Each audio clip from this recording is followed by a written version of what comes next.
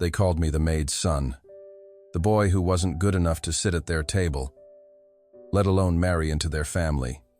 What none of them knew is that in 3 years, I'd be the most sought-after architect in the entire state.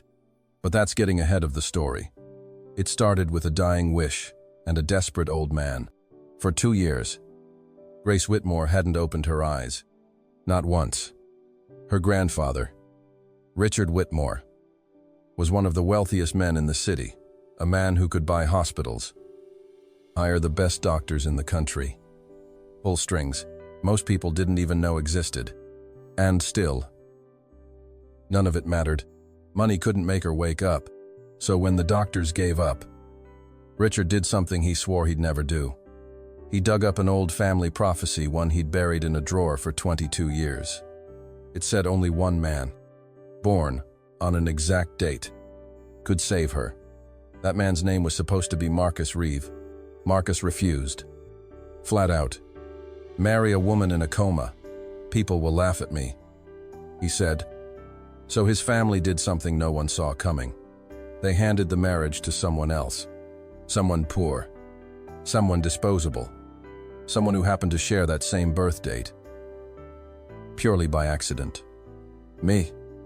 I was 24 years old, and I was about to marry a woman who couldn't say yes, who couldn't say no, who didn't even know my name. I had no idea that walking into that house would wake her up and unravel a secret I'd buried for years.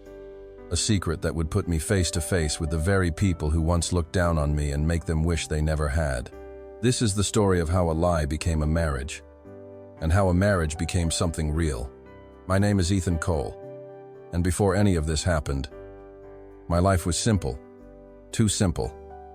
Some would say, I lived in a small room above the garage of the Reeve family estate, where my mother, Dorothy, had worked as a housekeeper for almost 20 years. I grew up in that house, but never as part of it. I ate in the kitchen. I slept in the quarters. I learned early that gratitude was the rent I paid for a roof over my head. So when Richard Whitmore's people showed up at the Reeve estate that afternoon, I had no idea my whole life was about to change. I remember hearing raised voices from the study.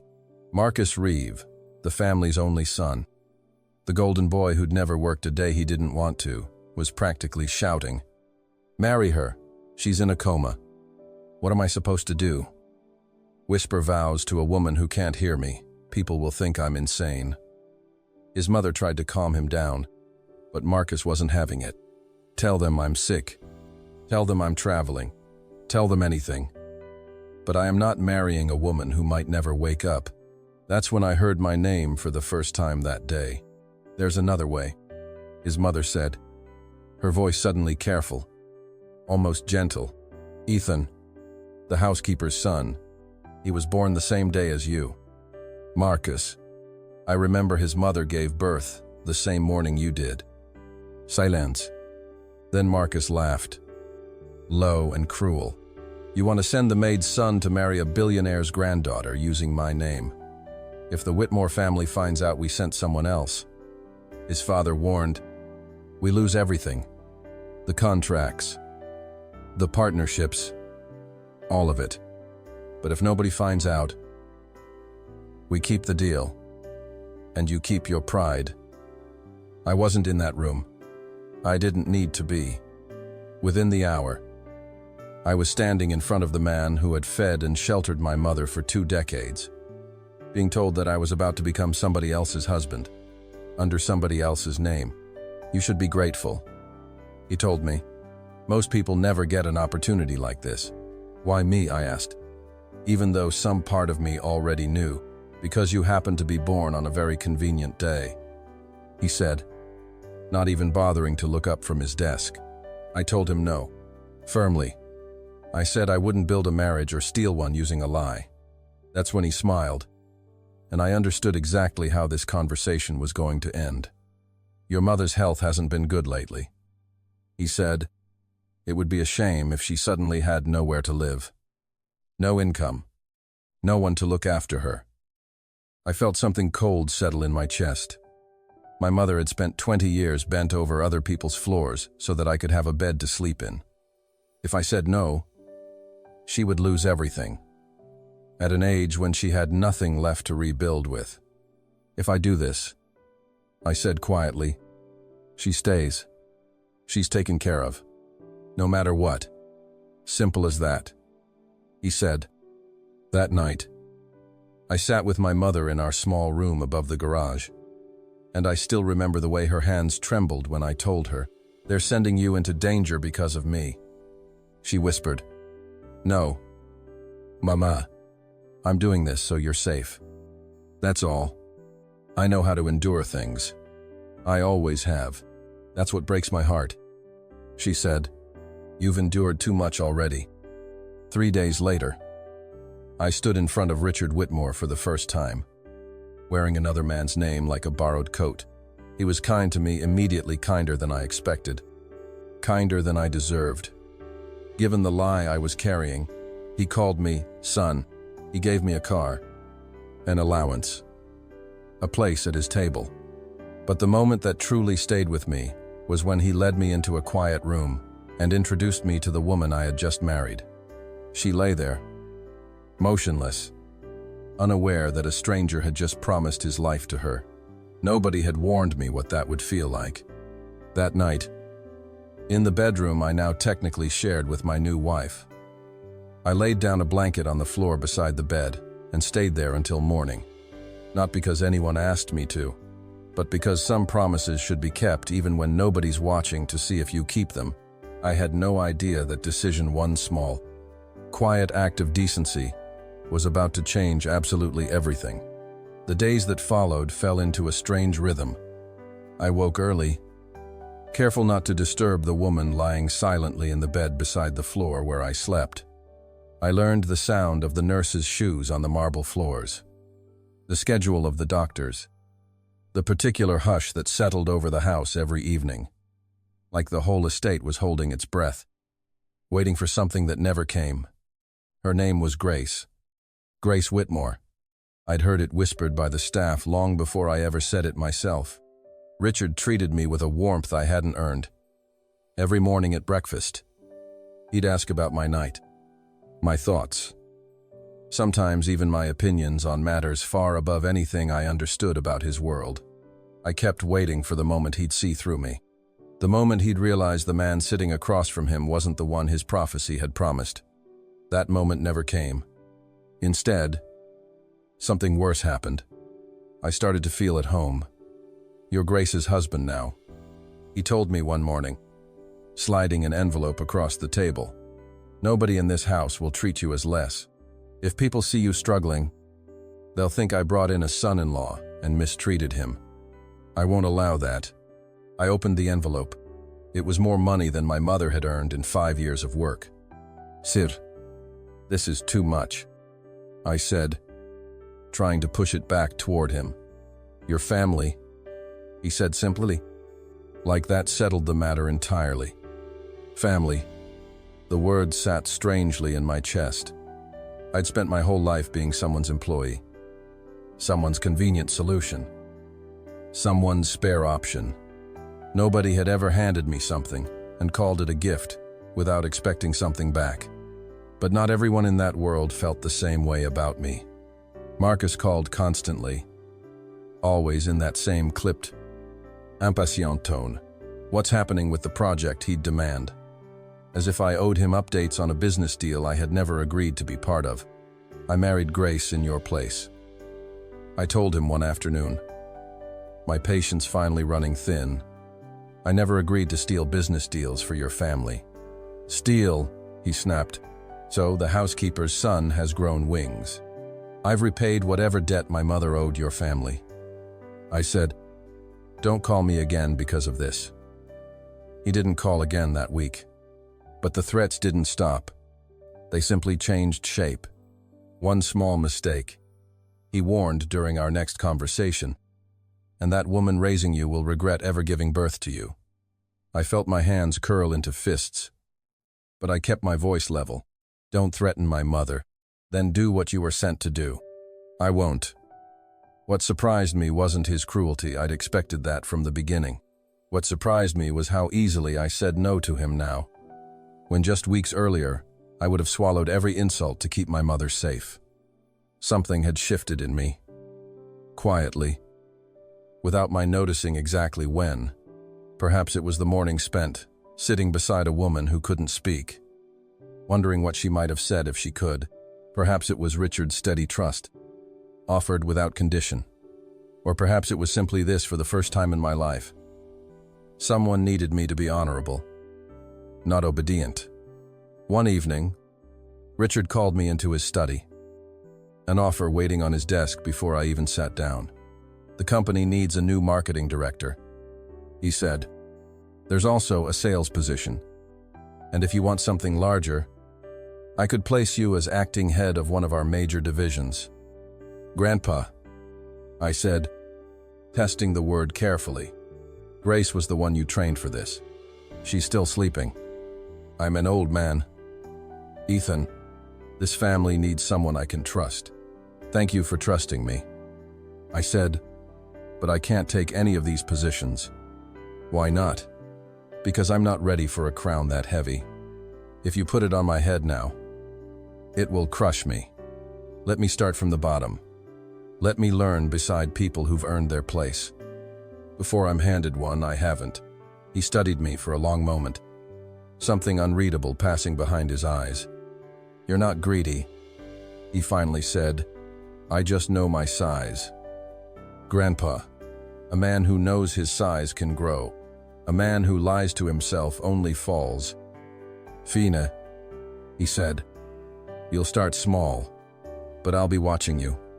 That night, sitting alone in the quiet of the room I shared with a woman who had no idea who I really was, I opened my sketchbook and began to draw, the way I always did when my mind grew too loud to sleep. Old habits, old dreams I thought I'd buried the day I signed a marriage certificate under someone else's name. I had no way of knowing that somewhere in that stillness, something was about to change. That the woman lying silently beside me for 2 years was closer to waking up than anyone in that house dared to hope. It happened on a morning that started like every other. I woke before sunrise, the way I always did, and reached instinctively for my sketchbook before I even opened my eyes fully. That's when I heard it, a small sound, barely anything at all, the rustle of sheets shifting on their own. I sat up so fast I nearly knocked over the lamp on the nightstand. The bed was empty. For a moment, my mind refused to accept what my eyes were telling me. 2 years. 2 years of stillness, of silence, of nurses shaking their heads and doctors running out of hopeful things to say. And now the sheets were warm, and Grace was nowhere in sight. "Did she fall?" I said aloud. "To no one." My heart hammering. Did someone carry her out?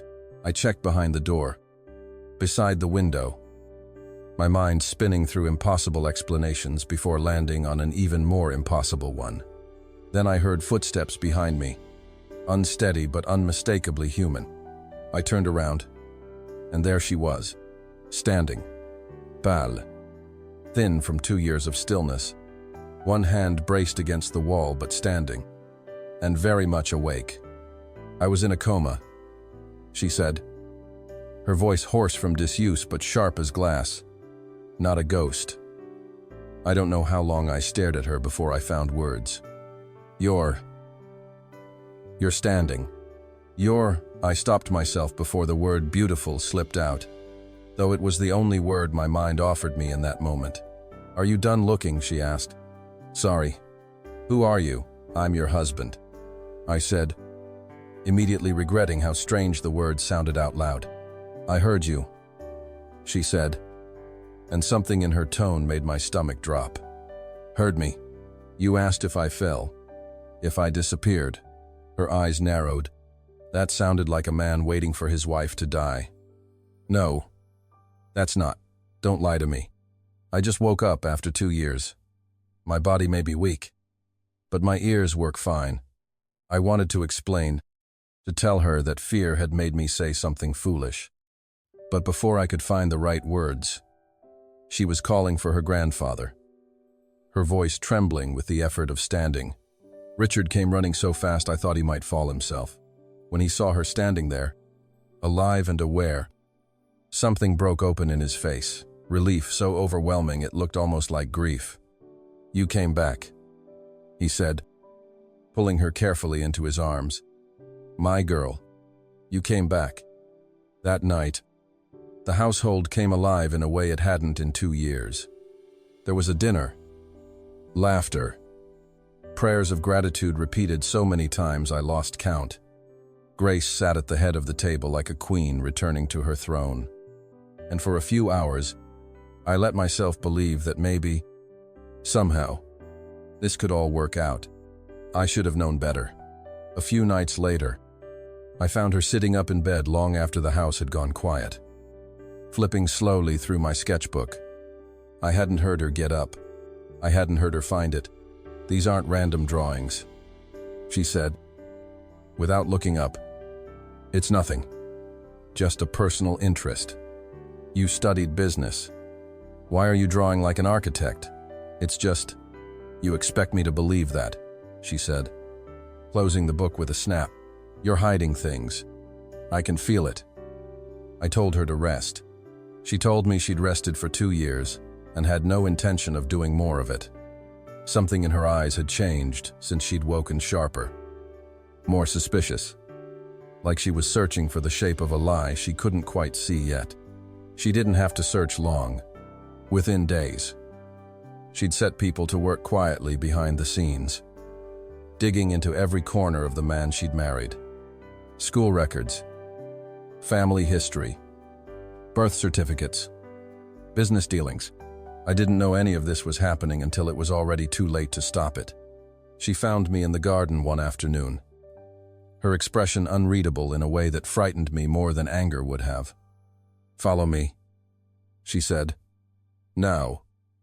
I followed her into a private study, and she closed the door behind us with a quiet, deliberate click. "Do not call my name like we're friends," she said. "Answer me. Who are you?" There was no version of this conversation I could survive with the lie intact. "My name is Ethan Cole," I said quietly. Her face went completely still. "So everything was a lie," she said. "And it wasn't a question. I'm sorry." She laughed, but there was no humor in it at all. "Sorry. You entered my family under someone else's name. You married me while I was unconscious. You sat across from my grandfather and let him trust you completely. I didn't do it to hurt him. Or you. Then why are you here? Because I was forced." I said, "The marriage was meant for someone else.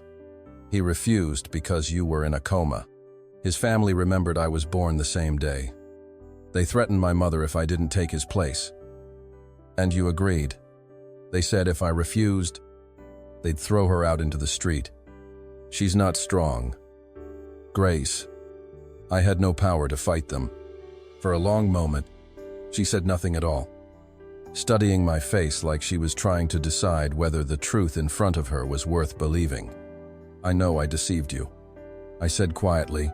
"I know I deceived your grandfather. I won't defend it. If you want this marriage to end, I'll sign anything you put in front of me." She looked at me for a long time before she finally spoke again. "You want a divorce. I want you to have a choice," I said. "One I never gave you." She took me straight to her grandfather's study that same hour, and I stood there bracing myself for the end of everything. "Grandpa," she said, her voice tight with barely controlled anger. "This man is not Marcus." Richard looked up slowly, and I forced myself to meet his eyes. "I heard," he said quietly. "I'm sorry." "Sir," I said. "My real name is Ethan Cole. I entered this house under a false name. I'll accept whatever punishment you think is fair." "Did you come here to steal from me?" he asked. "No." "Sir." "Did you come here to harm my granddaughter?" "No." "Sir." "Never." "Were you forced?" "Yes." "Sir." He was quiet for a long moment, and when he finally spoke, it wasn't to me at all. The Reeve family are the ones who should be ashamed of themselves, he said. Grandpa. He lied to us. Grace said. Yes. Richard agreed. But he was also used, and yet he slept on the floor beside your bed for 2 years. When he could have taken advantage of you at any moment he wanted. That single fact seemed to catch in Grace's throat. And for the first time since she'd discovered the truth, some of the fire in her eyes dimmed into something quieter. Confusion. Maybe. Or the beginning of doubt about her own certainty. Years ago, Richard continued, a prophecy told us that a man born on a certain date would help you escape death. We assumed that man was Marcus Reeve, but Marcus never set foot in this house as your husband. You did, he said, looking at me, and within days of your arrival. She woke up. That doesn't prove anything, Grace said. Maybe not. Richard admitted, but I'm old enough to know some things don't happen by accident. If Marcus had married you, perhaps you'd still be lying in that bed today. Perhaps the prophecy was never about him at all. You can't decide my marriage for me. Grace snapped. I'm not asking you to love him today.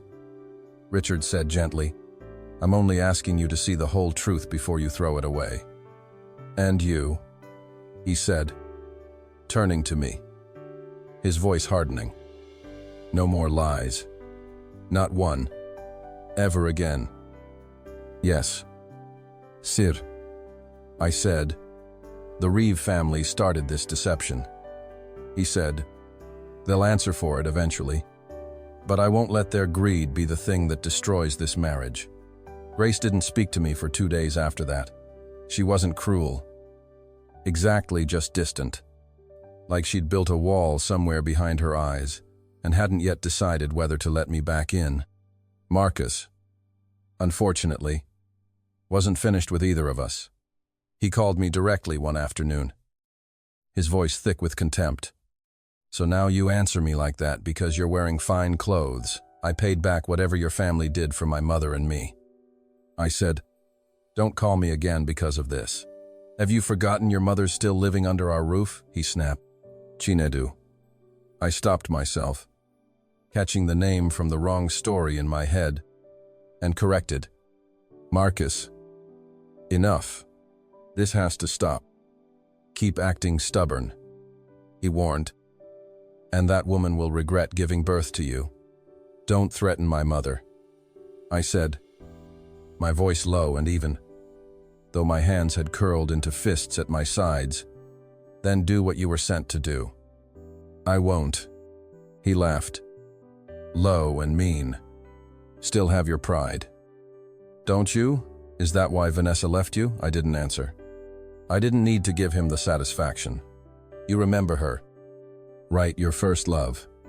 The girl who wanted to marry you before she realized love doesn't pay bills. She chose me because I had money, because I had class, because I was simply better than you ever were. You only picked up what I'd already let go of. I said quietly, and hung up before he could respond. It was Grace, oddly enough, who overheard the tail end of that conversation from the hallway. She didn't say anything about it at first. But that evening, when Richard asked me to attend a business dinner representing the family, she was the one who spoke up before I could decline. He'll come, she said simply, as my husband. It was the first time she'd used that word since discovering the truth, and something about the way she said it flat. Deliberate, almost daring me to make something of it, told me she hadn't fully decided how she felt about any of this. But she'd decided, at least, that I wasn't going anywhere yet. Do not embarrass me there. She warned me as we prepared to leave. I won't, I said, and do not upset my grandfather. I won't. If anyone asks questions, let me do the talking. As you wish, I said.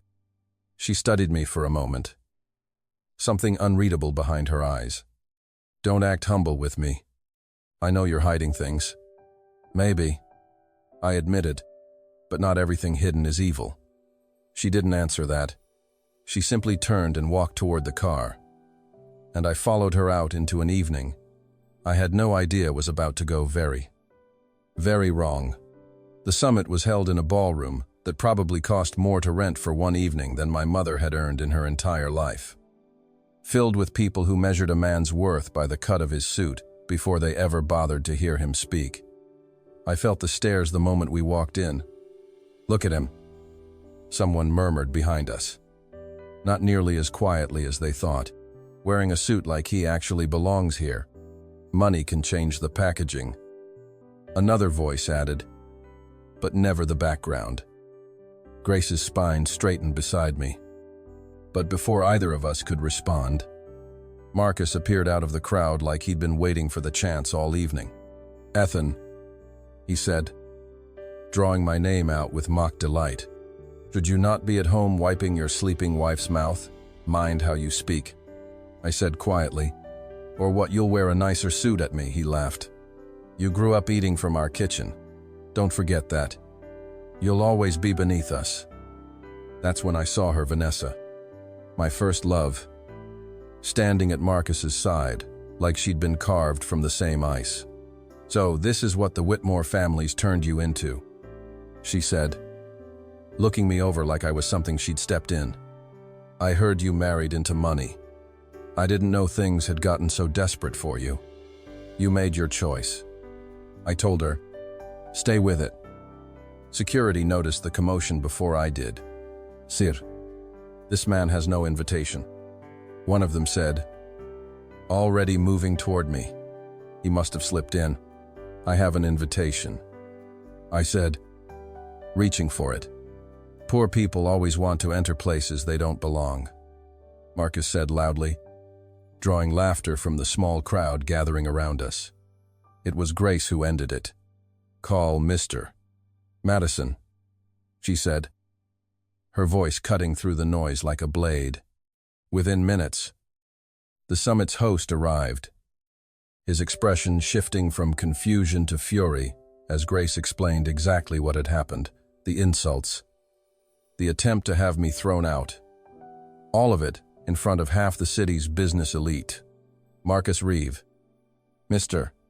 Madison said coldly, "From this moment, your family is blacklisted from every project under this association. Sir, please. This is a misunderstanding. Escort him out." I watched Marcus get dragged toward the exit, still shouting threats over his shoulder, and felt no satisfaction in it at all. Only a quiet unease. The sense that a man that humiliated in public rarely lets it go unanswered. I was right to worry. Weeks passed with an uneasy calm settling over the house, the kind of quiet that exists only in the space right before something breaks. Then, one afternoon, my phone rang with a number I didn't recognize. "Ethan Cole," Marcus's voice said, low and strange in a way that made every hair on my arms rise. "You have 30 minutes. Come alone." "What is this about?" "Your mother went out for a walk," he said. "She seems to have misplaced herself. If Grace follows you," he added, almost casually. "She does." The line went dead. I don't remember grabbing my keys. I don't remember the drive. I only remember Grace's voice calling after me as I moved toward the door, sharp with sudden alarm. "Ethan." "What happened?" "Nothing. My mother forgot her phone somewhere. I need to find her." "That's not the truth," she said, stepping directly into my path. "Your hands are shaking. I need to go. Grace. And I'm telling you something's wrong. If you care about me at all, let me pass with you." I didn't have time to argue. I left her standing in the doorway and drove faster than I'd ever driven in my life, toward an abandoned warehouse on the edge of town, where Marcus was waiting with my mother, and with a version of me he thought he could finally break. "Mama," I said the moment I saw her, tied to a chair, terrified but unharmed. "Are you hurt?" "No." "My son, please, leave. Leave now. Your fight is with me," I said, turning toward Marcus. "Let her go." My fight, he said. Something unhinged, flickering behind his eyes. You took everything that was supposed to be mine. Grace should have been mine. That respect should have been mine. I refused a woman I thought would never wake up. He continued. That's all she ever was to me. A buddy. A door to everything my family needed. And you think she'll ever choose you now, I asked. She won't have to, he said. You'll divorce her yourself. You'll tell her you deceived her. Used her. Never cared. You'll make her hate you. And then, I'll be the one standing there to comfort her. You're dreaming, I said. Then agree to it. No, I won't hand her over to you like property. I won't destroy her heart just to save myself. Something in his face went completely still, then die instead. I heard the door behind me before I saw her. Ethan Grace's voice rang out across the warehouse. Breathless from running. I told you not to come alone. You should not be here, I said, my heart dropping into my stomach. You kidnapped his mother because you couldn't win like a man, she said, turning on Marcus. Fury blazing in her eyes, even as fear trembled underneath it. You still defend him, Marcus said bitterly. I will defend him as many times as I need to, she said. He is worth defending. You never were. What happened in the next few seconds unfolded too fast for me to stop it, Marcus lunging forward. Something metal catching the warehouse light. And Grace stepping directly into the space between us before I even understood what she was doing. No. The word tore out of me before I even registered the blood. Grace, I caught her before she hit the ground. Her hands finding mine.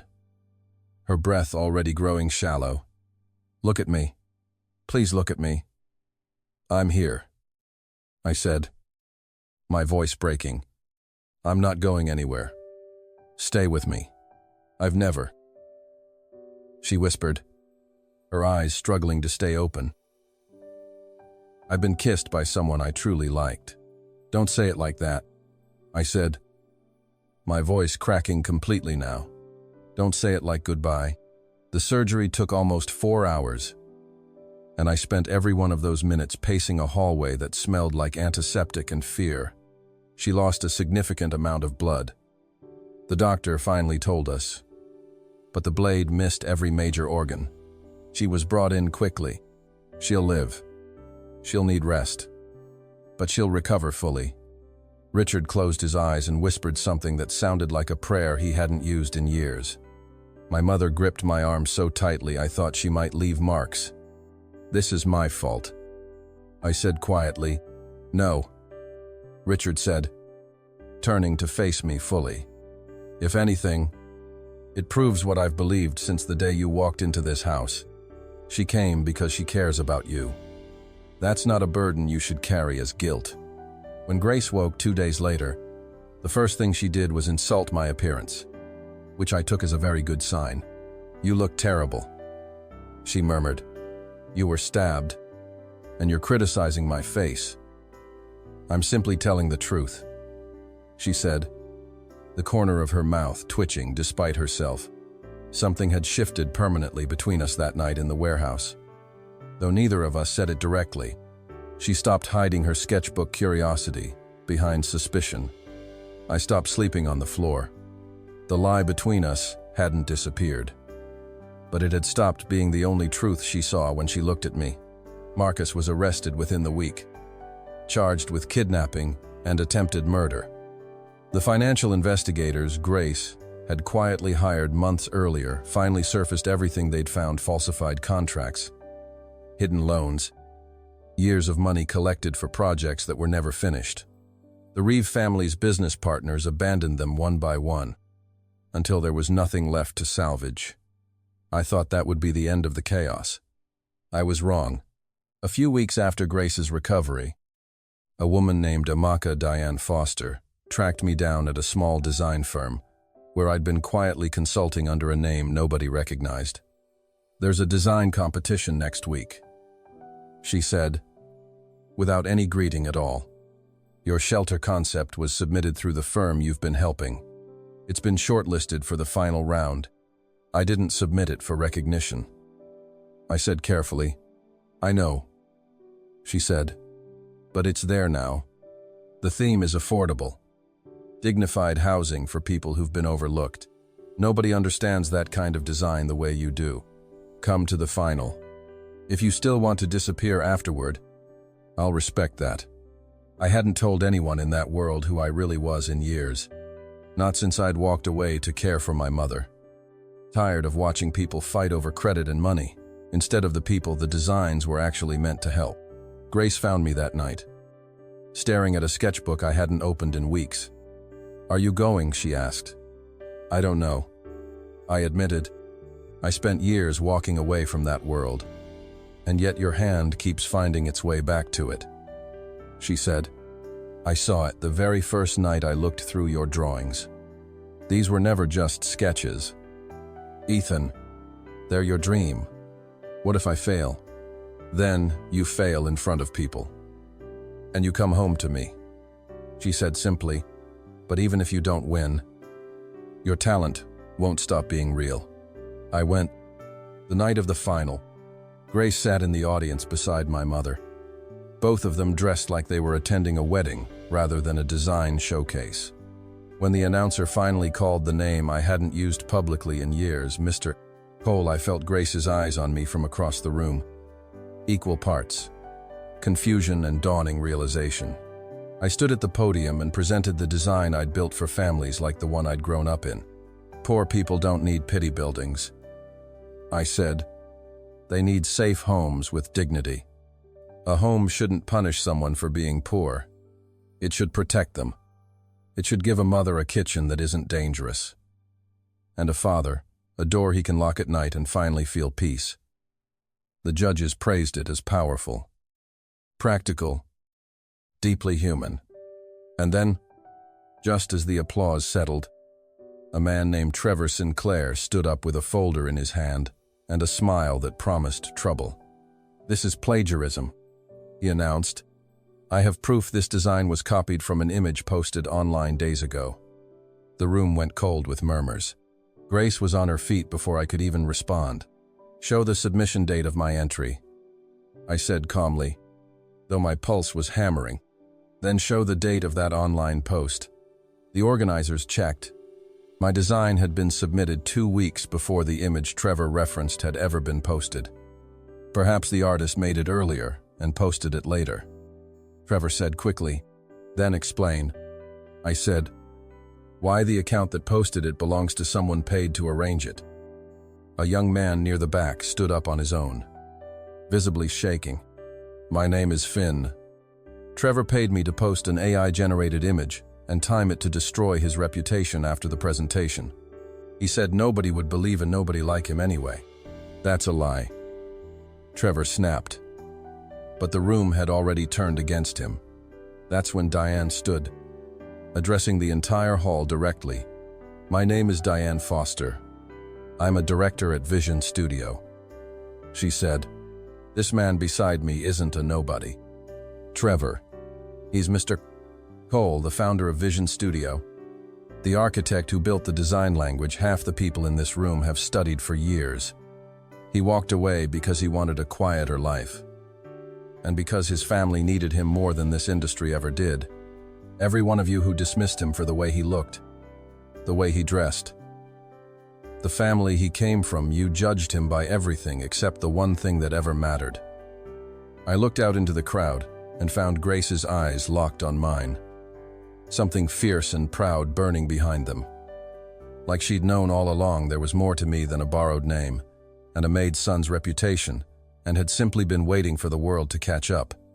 Trevor Sinclair was blacklisted from the competition, and every partner event connected to it before the night even ended. I watched him being escorted out, still protesting, still insisting it was all some terrible misunderstanding, and felt nothing but a tired kind of pity for a man who'd spent so much energy trying to steal a room he was never invited into. Boss, Diane said, catching up to me in the parking lot afterward. You can't disappear again after this. I never promised anything. I said, Vision Studio has survived without you, she admitted, but surviving isn't the same as living. Come back, even if it isn't full-time, even if it's entirely on your terms. Just come back. I looked over at Grace, standing a few steps away with my mother. Both of them waiting for me. The way people wait for someone they've already decided is worth waiting for. I'll return, I finally said, but on my terms. I won't abandon my wife. I won't abandon my mother. I'll do the work, but I remain a husband and a son first. That's all I ever wanted to hear, Diane said, and something in her voice told me she meant it. When we got home that night, Richard was waiting up for us, still dressed from the evening, a glass of something amber untouched on the table beside him. So this whole time, he said slowly, looking at me like he was seeing an entirely new person. You were carrying a name like that, and you let people insult you anyway. A name isn't food. Grandpa, I said, it doesn't fill an empty stomach. But respect, my mother added from the doorway, is a very good soup. Richard laughed for the first time in what felt like weeks, and something in the room finally loosened, like the whole house had been holding its breath since the night at the warehouse and only now remembered how to exhale. The weeks that followed brought a different kind of chaos. The Reeve family's collapse played out publicly, piece by piece. In the financial pages, Grace still insisted on reading over breakfast every morning. Fake contracts, she read aloud one morning, scanning the article with something that looked almost like sadness beneath the satisfaction. Bribery, falsified records going back 6 years. The board is recommending full prosecution. Everything they built. I said, gone. Not everything, Grace said. Just everything that was never really theirs to begin with. Marcus's father tried, briefly, to salvage what remained. I heard, secondhand, that he'd gone from partner to partner, contract to contract, begging for one more chance, one more delay, one more explanation. Nobody was willing to accept anymore. This is not only our fault, he reportedly told his last remaining business partner. It's entirely your fault, the man apparently told him, before walking away for good. I felt no joy watching it happen, only a quiet, settled sense that some debts eventually collect themselves, whether or not the person who owes them ever intended to pay. Meanwhile, Grace and I built something neither of us had expected when this all began. Vision Studio gave me the resources to do what I'd always wanted, not luxury towers or glass office buildings, but homes, realones, built for families exactly like the one I'd grown up in. This finish will make the project look more expensive, one of my junior architects said one afternoon, presenting a sample material for the exterior walls. It shouldn't look expensive, I told him. It should look strong, safe, affordable, built for the people who actually need it, not for the people who'll photograph it. Grace walked the first completed project with me months later, running her hand along a kitchen counter built with better ventilation than the one I'd grown up cooking in as a child. The old room used to fill with smoke. I told her quietly, every single time. I remember thinking, even as a boy, that a kitchen shouldn't feel like a hazard. And this door, she said, testing the lock herself, keeps children safe at night. It will, I said. This home has to protect people the way nobody protected my mother and me for 20 years. One evening, months into the project, my mother stood in the doorway of her own new house, the one Richard had quietly purchased for her without ever making a show of it, and simply stared at the space around her like she still expected someone to tell her it was a mistake. Nobody can chase us from here, she said softly. No one. I agreed. This home belongs to our family now. Nobody can take it. Not ever again. Grace found me later that night, sitting outside with my sketchbook, drawing without any particular purpose. simply because my hands needed something to do, while my mind settled. I remember my mother's small room. I told her, without looking up, I remember what it felt like living entirely at someone else's mercy. That's why these homes have to give people safety first. Everything else comes after. She sat down beside me, close enough that our shoulders touched, and said nothing at all for a long while, which, by then, I'd learned was her way of saying the most important things. This time, I said quietly, I get to build my own life. With my own hands. Nobody else's name. Nobody else's lie. Our life. She corrected gently. I looked over at her. And for the first time since this entire impossible story began, the word ours didn't feel borrowed at all. They used to call me the maid's son, the replacement, the one nobody wanted standing beside a Whitmore. They were wrong about all of it. Ethan Cole, the boy raised in the quarters of another family's house, who once slept on a cold floor beside a woman who couldn't even say his name, became the man who saved her life without knowing that's what he was doing. He became the architect who gave dignity back to families the world had stopped looking at. He became a husband, not because a prophecy demanded it, but because, somewhere between the lies and the danger and the quiet nights, nobody was watching. He chose to be one anyway. And Grace, the sleeping heiress who woke up to betrayal before she ever woke up to love, learned that the man everyone dismissed as a replacement was never a replacement for anything. He was simply the beginning of something no one had planned for. Our marriage started as a lie neither of us chose. It ended as a choice we made every single day after a choice to trust, a choice to forgive, a choice to build a life where wealth finally meant something more than money, where character had the final word.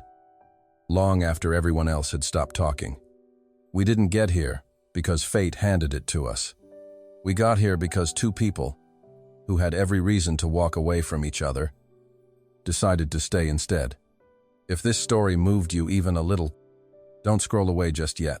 Tell us in the comments what part of Ethan and Grace's story hit you the hardest. Was it the floor beside the bed, the warehouse, the name he'd buried for years? If you believe love built on honesty is worth waiting for, hit subscribe so you never miss the next story like this one. We'll see you in the next one.